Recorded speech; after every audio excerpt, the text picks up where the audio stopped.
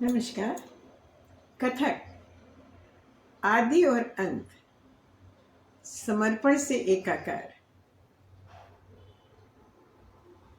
ये जो हमारा शरीर है ये बहुत कॉम्प्लेक्स है।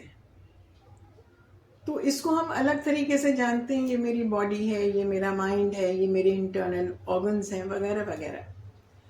लेकिन हमारे संगीत में हमारे गुरुओं ने इसको बड़े खूबसूरत तरीके से समझा और कुछ सिस्टम्स हम लोगों को दिए, जिससे कि जो ये बॉडी का इंटर रिलेशनशिप्स हैं और इंटर डिपेंडेंस है, ये किस तरह से बहुत बैलेंस्ड हो जाए और जो भी विकार हैं वो दूर हो सके। तो ये कॉम्प्लेक्स है, ये योग भी है और ये भोग भी है, लेकिन है बड़ा खूबसूरत।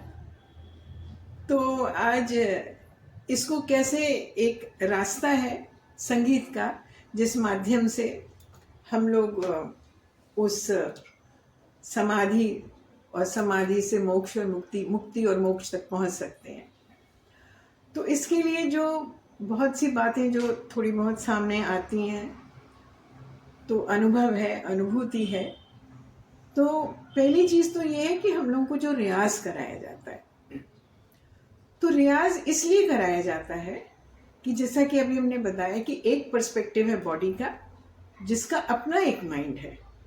और वो जब हम लोग रियाज करते हैं तो और जैसे जैसे बड़े होते हैं वो समझ में आने लग जाता है कि माइंड को तो कोई चीज़ रैशनल से समझा लो वो समझ लाएगा, लेकिन बॉडी को बहुत ट्रेन करना पड़ता है। और यही ट्रेनिंग जो है, इसी को हम लोग के डांस में या संगीत में हम लोग इसको साधना कहते हैं, रियाज करते हैं,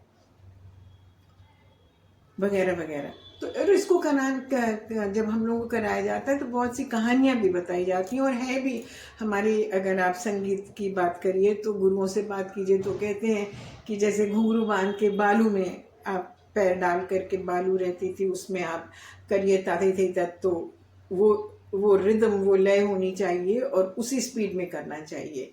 या जो वादक लोग होते थे, तबला वादक वगैरह जो होते थे, वो पत्थर में गड्ढा रहता था, उसको दूध से भर दिया जाता था और वो जब तक दूध सूख नहीं जाता था जब तक उनका रियाज चलता रहता था।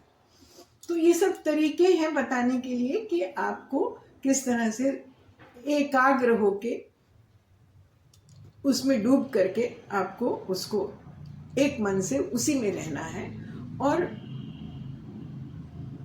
उसी में तर जाना है, उस सौंदर्य में, उस आनंद में डूब जाना है, एकाकार हो जाना है। और यही हमारा कथक भी है।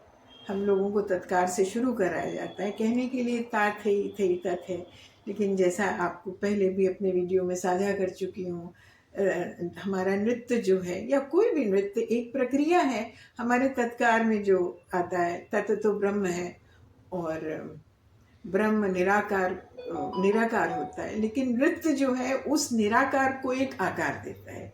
जो भी हम मूवमेंट्स करते हैं या जो कुछ भी हम करते हैं, तो ये प्रक्रिया बहुत कॉम्प्लेक्स है। और एक तरह से कहिए जो इतना रियाज कराया जाता है वो हठ योग ही तो है, और योग ही तो वो प्रक्रिया है जिसमें जितना जो कुछ भी हम अलग अलग देखते हैं, जैसे भी देखते हैं, वो आखिर में तो एकाकार ही होता है ना, वो एक हो जाता है।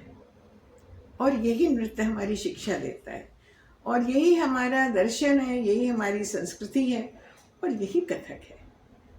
तो अगर हम इस जो हमारे यहाँ बड़े बड़े गुरु हुए हैं जिन्होंने सिद्धियाँ हासिल की हैं, उन्होंने बहुत रियाज किया था। और रियाज सिर्फ रियाज नहीं कि हमको रियाज करना है 6 घंटा 8, उसमें डूब करके, वो समर्पण से था। बिना समर्पण के वो एकाकार नहीं हो सकता है।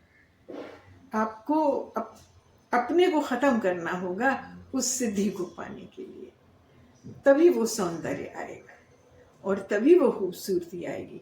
योग के भी बहुत, अभी तो हमने हठ योग की बात किया है, लेकिन योग के भी बहुत प्रकार हैं। और अगर हम उस भक्ति से, उस समर्पण से और उसको करें तो ये जो हमारा कथक है, हमारा नृत्य जो है, ये हमको उस अखंड सागर में मिलाने की, उससे मिलाने की, उसमें डूबने की क्षमता रखता है। धन्यवाद।